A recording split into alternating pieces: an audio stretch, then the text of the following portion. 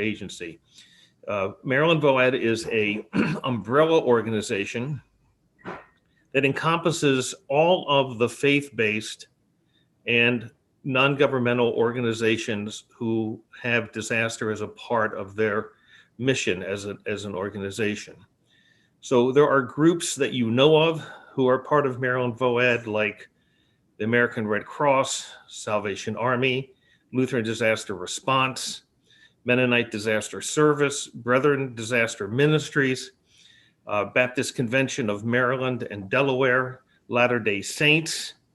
But there's also groups like Hope Animal Assisted Crisis Response, the Civil Air Patrol, and then we have many, many governmental partners. So that our table is very large, and part of the task of Maryland VOAD is to coordinate our response so that when something happens in the state, and we then also become backup and support for both the District of Columbia and for Delaware, that we are able to coordinate our response so that money is not wasted, and also so that we prevent people from double dipping. There's always people who want to take advantage of the situation, and the systems that we set up prevent that kind of fraud from occurring. And so I have gathered together a team of people that I have worked with, many of them for years. Others are new to the Maryland VOAD table because of this particular disaster. But let me go around and introduce them to you as I see them on the screen.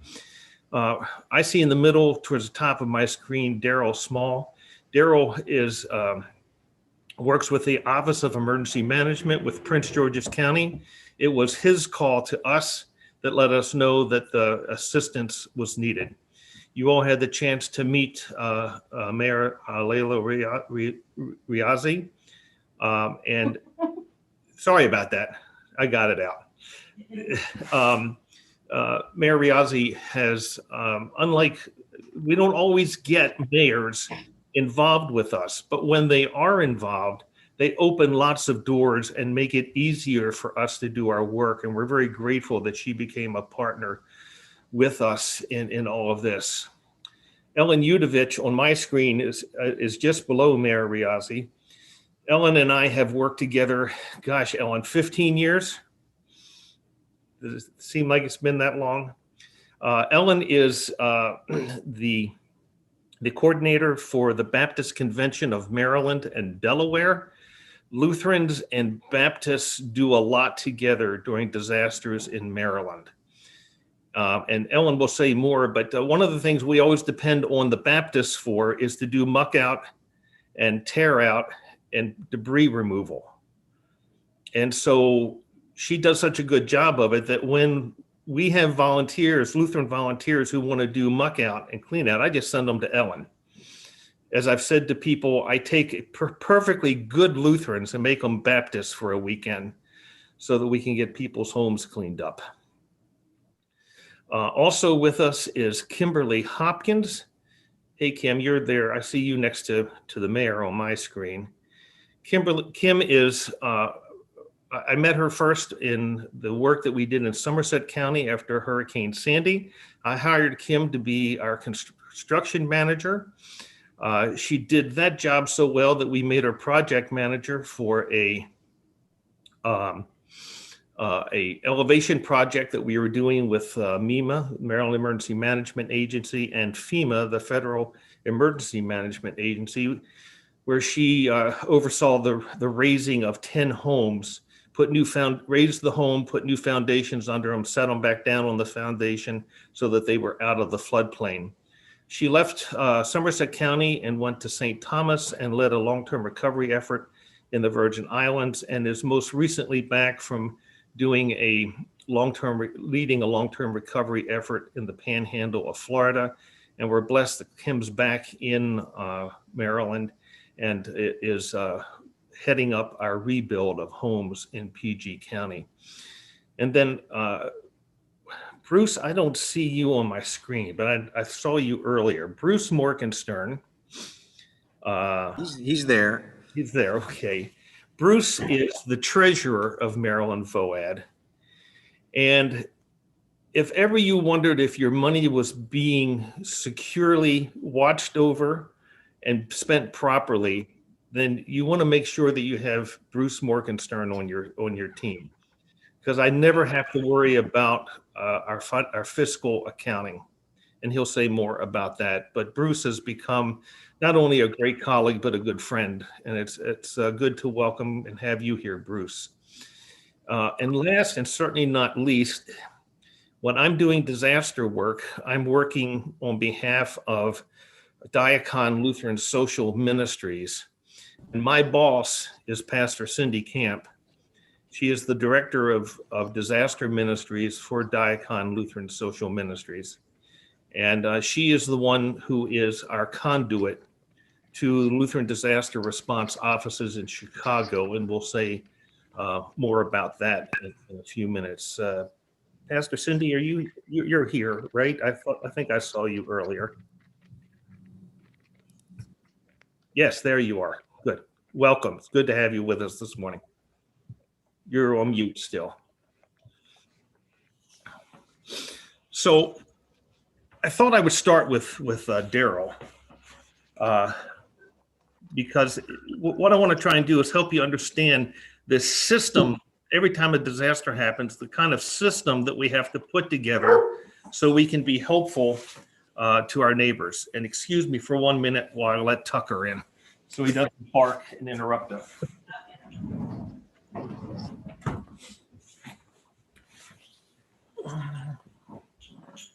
Okay. And Pastor Phil, if I could interrupt, and could Sure. you take the video off your screen and put it on yourself so we can see you? Oh, I'm sorry. Thank you for. And I will highlight Daryl. Very good. You're on, Daryl. So very good. So Daryl, I thought you might share some of the folks with what difference does it make? I mean, the county, Prince George's County, is a large county. It's a wealthy county. What difference does Maryland VOAD make for the Office of Emergency Management in PG County? Well, first of all, let me just start off by saying hello to all, and thank you, Reverend Huber, for giving me this opportunity to share. I would tell you that I've had the opportunity to work with FEMA, that is our Federal Emergency Management Agency, throughout the country. I work in FEMA Region 10, which is on the East Coast, FEMA Region 6 down in Texas, and now to be here in the Capital Region, working with FEMA Region 3 as a liaison for the Office of Emergency Management and Homeland Security. It is by way of each, and as you've heard earlier, Pastor Huber saying that each state has what we call a VOAD. They are critical, if you will, when it comes to disasters. And to be a part of the Maryland VOAD, that is a huge effort in terms of an organization to align with. Due to the flooding back in September the 10th, many homes were damaged. Many property owners had insurance, or at least some thought they had insurance that would help cover the need of the flood. And unfortunately, some homes did not have insurance because it has never flooded in our area before, if you will. And we've heard this time after time from homeowners. I didn't need insurance, or I thought I had insurance, but come to find out it didn't cover it. And when it comes to certain disasters, by way of our federal and state agencies, there are we have the National Flood Level Insurance that is provided. But yet then there has to be a threshold that you meet in order for it to be paid out or for reimbursement to occur. Well, unfortunately, due to this flood, in September the 10th, that did not happen. At least we did not meet what we call the threshold. That is for the state of Maryland in order for it to seek reimbursement to help in the response.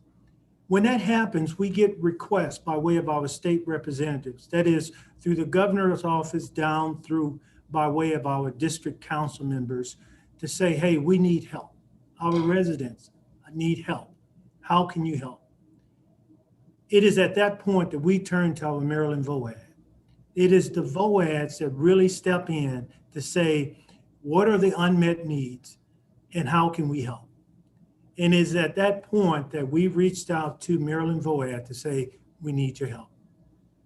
And I would say, without prolonging it, on a personal note, I've been into some of those homes, and I have been to homes where residents have just literally bared all to say, we need help. And it's one thing for, and I want to say this respectfully, the government to say, we'll be there to help, but yet then we can't.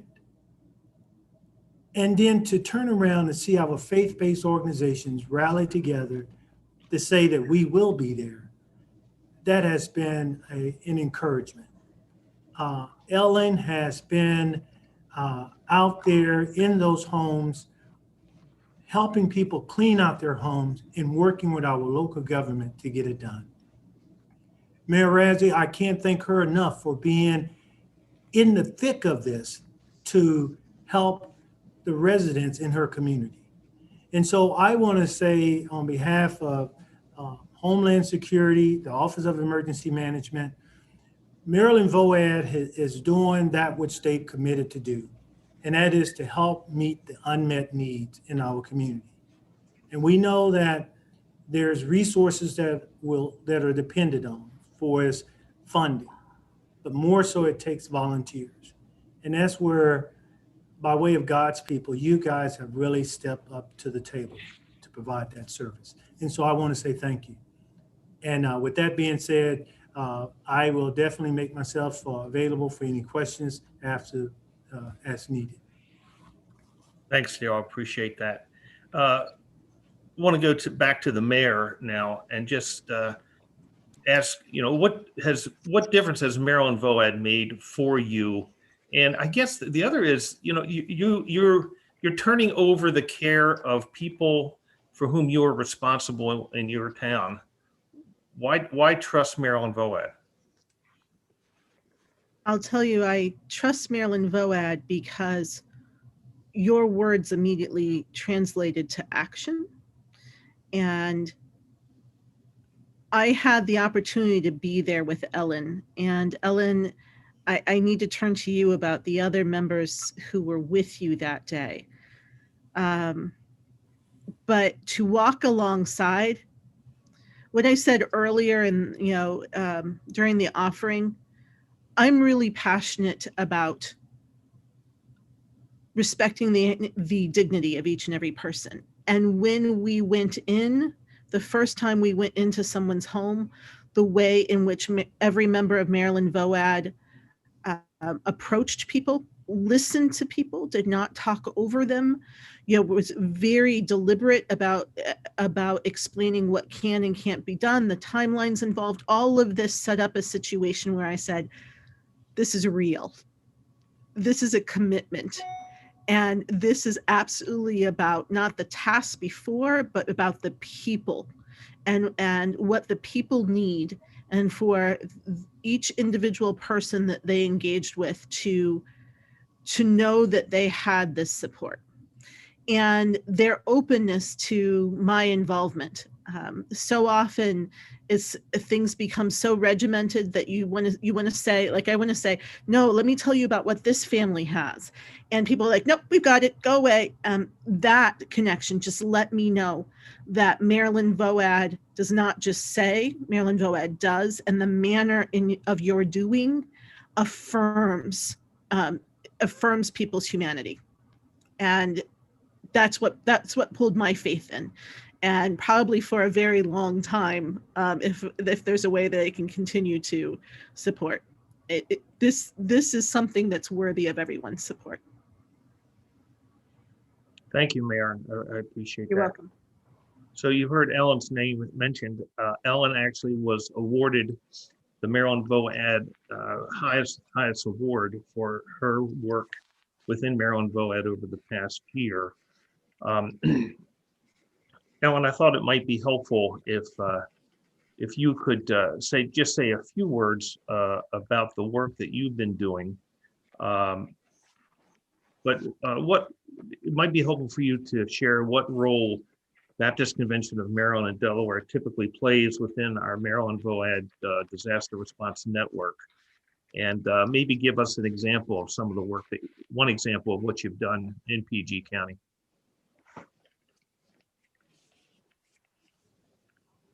Sure. Thank you, Pastor Phil. Good morning, everyone. I work on staff with the Baptist Convention of Maryland, Delaware. My role is to assist churches with community engagement. So normally during the year, I'm helping churches set up tutoring programs, English as a second language, working with peace and justice kinds of initiatives.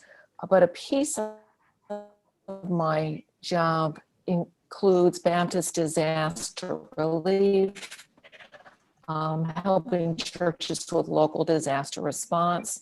And so my executive director is really good about whenever a disaster event comes up, he basically lets me drop what really gives us a lot of capacity then. I'm the only paid person, everyone I work with, all the volunteers just do what they do out of love and out of concern for the community. Sometimes we might be working with just one church, working with a small, very, very local response, helping that church love and serve the community, but in a larger scale event, like what any one organization can do. And so the VOAD steps in, all the partners come and they each organization brings something different to the table, and we just coordinate our efforts to get it done for the community, whatever it is. In what would normally happen in a non-COVID situation, what normally happens is in order to set up a base camp so that we can have a lot of volunteers come in from a lot of organizations and just sort of have one central coordinating site. A local church will allow us to use their facility. We can use the parking lot to park equipment, trailers, volunteer parking. Because we'll be bringing in volunteers from other parts of the state to supplement the local folks who are there. We need housing for them, and Baptists don't have a lot of money, so we don't do hotels. The volunteers just bring their bedrolls and they sleep on the floor of the church. And so now we need logistic volunteers who can come in, who can bring in the shower trailer and run the shower trailer, and the laundry volunteers who can run the laundry, because when you're doing flood recovery, you've got to wash your clothes every night. We have the cooking volunteers who provide the meals, who are calling homeowners to set up appointments, who are coordinating the work of the assessors, who are making sure the right teams with the right equipment are at the right house on the right day, and somebody who's doing all the reports. So there's just a little army of volunteers working together. And instead of just being the Baptist volunteers, as Pastor Phil has alluded to, it might be Lutheran volunteers, it might be Latter-day Saints. It's just whoever is available to serve comes in, and we schedule it all out. We have whiteboards and Post-it notes and just little tracking devices everywhere. In the case of Prince George's County, because of COVID, it's been different. It's been very challenging.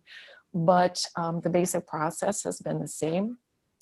If I could use just one family as a sample to walk you through, the Office of Emergency Management provided a list, the Prince George's office, Mr. Small's office, provided us a list of several dozen families. And so our assessors went out and began to look at the houses, talk to the families, and begin to discern who were the most seriously affected, because those are the families you want to take care of first. As you can imagine, if you have several feet of water in your house, particularly if it's creek water, sewer water, those houses need to be taken care of as soon as possible. And so once we had those houses, we began to focus on them first. One particular family was of concern. They had a condo unit that they owned. It was a terrace level, so it was several feet below ground level. And immediately in their backyard was a creek that had flooded. And so all the water had come into their house. It had flooded out their hot water heater, not their hot water, their furnace. Unfortunately, their hot water heater came through the larger condo facility, but their stove, their refrigerator, everything was damaged by the flood.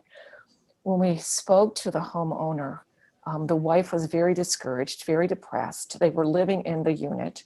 It had not been cleaned out. She was very frightened. very afraid to do any work at all. If they began to tear out the walls, she was afraid that they would get in trouble. This was a family who had immigrated to the United States. And so she was just very afraid, didn't understand how things worked. And so we began to work with her and to encourage her and nations working together. I was one person, but I was representing many other people who were on their side, who wanted to work on their behalf, that we would speak to the condo association, that we would get the permissions necessary. We reached out to Mr. Small, who was able to get the dumpster for us. Team Rubicon, one of our partners, came with their team on a saddle out, the insulation, the flooring, the appliances, did a first sweeping, but just got everything clean. And then our volunteers came in on Monday. We spent 8 hours, 4 people spent 8 hours in the facility doing the cleaning. So we went back through and did the second sweeping. We did the shop vacuuming, we did the floor mopping, we scrubbed and treated all the wood studs with a peroxide product to pull out any impurities and contaminants in the wood. And then finally, we treated the entire structure for mold to stop the mold from growing, to kill the mold that was there, to just slow down any new mold that might come. And then we left. Kim at this point had come on board and was working with the rebuilding. And she reminded me that the family, as the family was going to be coming back, living into this space, the family was temporarily in a motel. VOAD was helping them stay in a motel for a few days while their condos being torn apart, because you can't move upstairs when you're in a one floor space. We got a couple of space heaters and were able to heat the area, but then we heard back from the family, without the walls, we were basically trying to heat the entire space with 2 space heaters. So that wasn't very feasible. So I asked the volunteers who were working in the neighborhood, could you guys run by Lowe's, get some plastic, heavy plastic, take a staple gun and build some plastic walls in their bedroom and in their bathroom, so that now the space heaters can heat that area enough for them to be able to sleep comfortably when the bed comes. And then VOAD provided a bed for the family. Our volunteers were able to go pick it up with a pickup truck, set it up. And then after talking to the family, we realized that they didn't have sheets and towels. So the volunteers talked amongst themselves and ran out to Walmart and got sheets and pillows and blankets, and even threw in a couple little rugs to put beside the bed, so that when the family got out of, when the husband and wife got out of bed in the morning, their feet weren't hitting the cold concrete, but they were at least hitting these tiny little rugs. So they had warm feet. So that would be just a kind of a thumbnail sketch of how the partners work together. I'm really happy to report that the family is doing much better right now, but the wife is just a totally different person. She's so much more helpful. They're able to do things for themselves now. Just the whole situation has turned around because they have hope and they see that the worst is behind them. They're beginning to envision the future, beginning to see the steps they need to take. And it's really been great to be a small part of the team that has made such a difference in that family. And Kim will tell you there's a long, long, long way to get this family back in terms of giving them walls and all the things they need, but they're off to a good start now. So thank you everybody on the call who's been a part of that work so far. We really, really appreciate it. Thanks, Ellen. And Kim, if you can just share a little bit about your role, but you can't take a long, long, long time. Okay, I will do my best. I will do my best. You have a minute. You have a minute and a half, and then oh my goodness, the pressure, the pressure. Luckily, Ellen has given you guys a good snapshot of what we're doing with each individual family. It is in my role, and thank you again for having us here today. I believe my role is important because I love being an integral part of taking those words and translating them to action. With this family, they immediately it became evident they were a priority because it was their main living space in their home. We do have a long way to go with them, but to prioritize what needs to happen for this family and a couple of other families is heat. This is a time of year that heat is important. And unfortunately, with a flood, it affects the mechanicals of a home. Usually these things are in the basement or under the house. So heat, water heaters, and mitigating the mold situation in people's homes, because if it's in a basement, it affects the whole home. Those are the things that are priority now in this recovery. And thank you. Thanks, Kim. I appreciate that. Hopefully that was short enough. That was great. I appreciate Okay. that. Bruce Morgenstern is our treasurer from Maryland VOAD. He's the money person. And I think the question, Bruce, probably everybody has is if I give you $100, how much of that $100 is actually going to go towards the help of people who have been affected by this disaster? And maybe you could address that question. Absolutely, Pastor Phil. Thanks very much for inviting me this morning. The good news is that it's 100%. And the way that we're able to make it 100% is that we charge our members and partners dues, and those dues go to the administration of Maryland VOAD. We have no paid employees of Maryland VOAD. We have minor administrative expenses, and they're all covered. So 100% of any donations that are received by Maryland VOAD go towards the designated need, to the families that specifically have a need. I don't know about you, that's really important to me. I'm not looking to pay for people's salaries. I'm looking to help people when I make a donation. Further, the next thing that's equally important is, how do we decide how to spend that money? And the answer to that is, we have an unmet needs committee that has key stakeholders in the community and in Maryland VOAD to evaluate all the different requirements that are presented to us.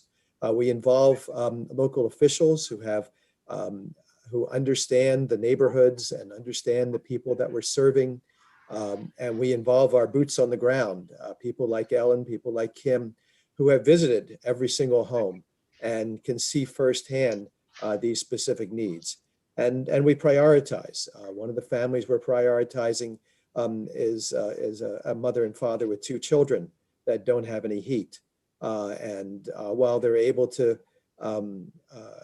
find homes for their children for a short period of time, nobody wants to do that at Christmas time. So we're working, very quickly but very carefully to get them a solution. The other thing is, we're good shoppers. We make sure we first of all want to make sure we respect the people that we're helping. We want to make sure we provide them with good quality furnaces and hot water heaters and whatever else, bedding, whatever it is we need to provide. But we go out and we do some reasonable shopping to try and keep our costs down so that we can spread the dollars as far as we possibly can. And we have full accountability. Every dollar we receive is carefully squirreled away into the right pocket. So if somebody is supporting the Prince George's County flooding, that's where that money goes, and that's how that money gets spent. And every expense that we incur, first of all, has to be approved by pre-approved by the Unmet Needs Committee, but then also has to be backed up with receipts so that or contracts, so that it's very clear what the money was earmarked for and that it was properly accounted for. And of course, where we're using contractors, we make sure we're using reputable contractors. There's a lot of experience within Maryland VOAD dealing with contractors from previous events or even from personal knowledge. And we make sure we have the right people that are involved. So I'm going to tell you, I'm very comfortable with how money is being handled. And I'd like you to feel that as comfortable as well. And by the way, our books are open. Anybody who would want to take a look and see how we're managing the money, be my guest. Be happy to help you understand that. Thanks, Pastor Phil. Thank you, Bruce. I really appreciate that. So we've shared with you kind of how the Maryland VOAD network operates, how we connect to county offices of emergency management, how we bring people with expertise like Kim in to assist us, how we connect with municipal leaders like Mayor Riazi. But we also have our Lutheran network. And Pastor Camp and I kind of manage our Lutheran network in Maryland, Delaware, and and I assist her when it's necessary in Central PA. And so I thought it would be helpful for you to understand how our Lutheran network fits into Maryland VOAD and how we provide assistance. And I think Pastor Camp even has a nice announcement to make. I do, and I'll do that last. But first of all, just so you understand, in the ELCA, how disaster response works, Lutheran Disaster Response, which has an office in Chicago, is basically two people who network with the rest of us across the country and do fundraising for disaster response and make that funding available for responses to those of us on the ground. Social ministry agencies like Diacon become affiliated with LDR in different synods. And again, we gather regionally, we gather nationally to do our work locally, because locally disaster response, Lutheran disaster response is done by you. It's done by us, it's done by congregations, it's done by volunteers, it's done by giving. In this particular case, we hear of unmet needs coming out of Prince George's County. It is our job then to communicate to synods, in this case, both Metro DC and the Delaware Maryland Synod, to let them know that there are needs for volunteers and for funding. And that's part of our job, is to make those needs known. When we're doing things locally, we try to keep the money locally. So we would ask people then to donate directly, in this case, to the Maryland VOAD as the fiscal agent for this response, so that the money goes there. At times when it's not a local disaster, say, for example, Katrina or Sandy, money goes to the national church, and then as they collect money, they make that available to us. So Phil will come to me and say, hey, we have a lot of unmet needs in Prince George's County. Do you think we might be able to get some funding from Lutheran Disaster Response? I, in turn, was able then to go to Lutheran Disaster Response, write a grant proposal, and I found out on Friday we were awarded $10,000 for unmet needs in Prince George's County. That is key, both for leverage to say, okay, we've got some money on the table, we're asking others to do the same, so that we can get those furnaces and hot water heaters and construction material and whatever we can to make all of the homes safe, sanitary, and secure, so that people can get back to some sense of normalcy in their lives. So that's been exciting to me. Like I said, I just found that out on Friday. So hopefully those funds will be coming in the next couple of weeks, and we can begin to put that out there. Pastor Phil also asked me to address the question, what are the major pitfalls and hazards of being his boss? Anybody who knows Pastor Phil knows that being his boss is probably a full-time job. Unfortunately, I am only part-time, as is he, but I am so thankful for his skill, for his dedication, and for his passion for disaster response. And what a blessing that is to me personally, to Diacon, to LDR, to the Maryland and Delaware VOADs, and to disaster response in general. Thanks, Pastor Camp. Appreciate that very much. So folks, you kind of see, this is the kind of thing that we do each time there's a disaster in Maryland and have to build a response. And I haven't shown you all the people that are involved. I've shown you just a small portion, but at least you have a sense of what is happening all the time. And this happens not just in Maryland, but it happens in states across the United States where disasters occur.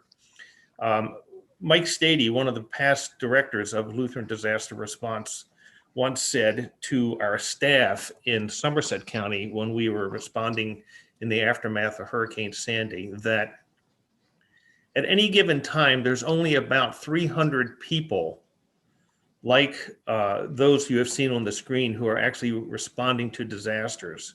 It's a very elite group, and it's an expertise that we all bring that not many others have. And so we become critical, I think, in helping communities get to recovery when they don't have the resources or the abilities themselves. So let me open it up to all of you. Are there questions that you have for the panel or for me that we could try and respond to?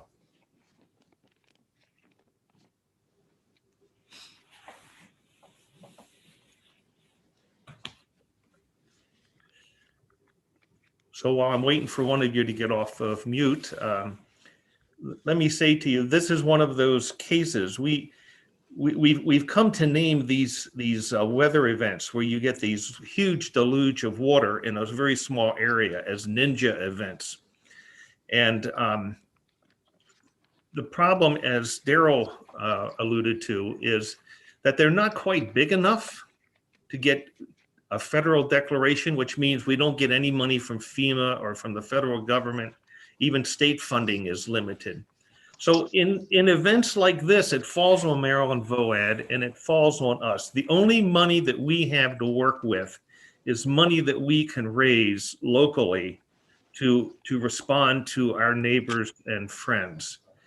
To our overall need, we think, is about $65,000 or $70,000 in this response. And to date, we've raised about $15,000.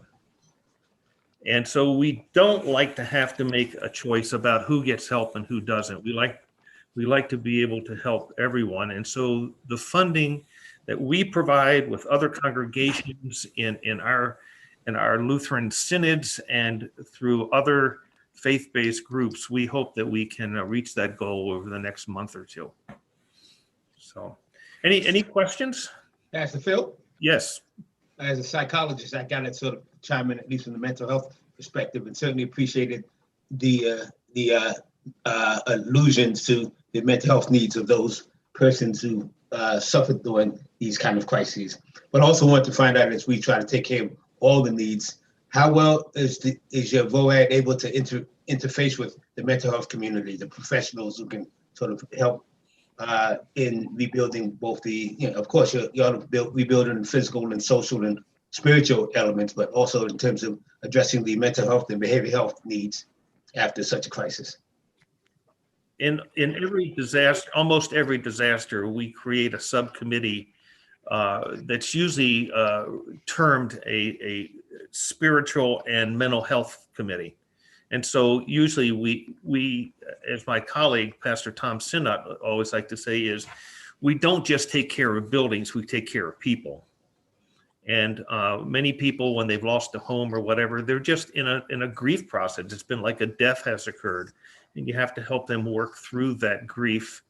And then because we're so connected with all of these nonprofit organizations and as well as state and municipal organizations, we usually have a good resource of referrals to people who need professional help. We don't try and provide professional help, but we do try and recognize when people have need of greater assistance and then refer them to people like you.